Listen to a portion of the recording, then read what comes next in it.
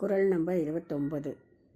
குணமென்னும் குன்றேறி நின்றார் வெகுளி கணமேயும் காத்தல் அரிது. நல்ல பண்புகளாகிய மலையின் மேல் ஏறி நின்ற பெரியோர் ஒரு கணப்பொழுதே சினம் கொள்வார். ஆயினும் அதிலிருந்து ஒருவரை காத்தல் அரிதலாகும்.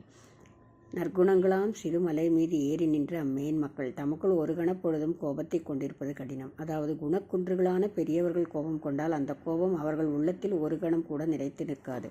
The higher level people always have their great qualities.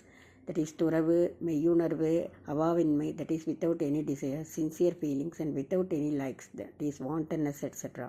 If those people show their anger towards others, it will stay with them only for a short time.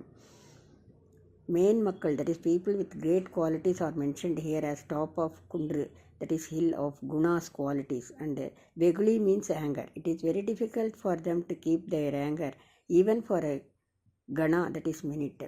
So greater people's anger is for doing good only to people, and it will not stay with them after a Gana, that is a minute. குறள் number 30.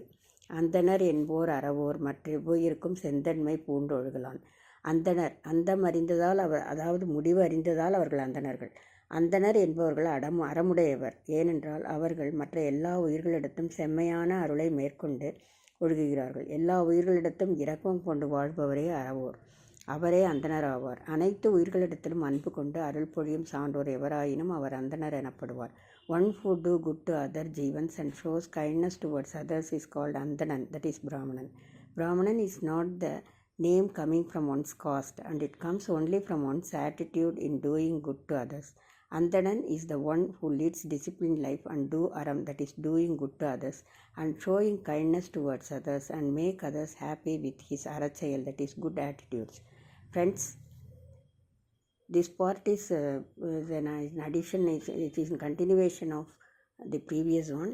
Thank you for watching. Thanks.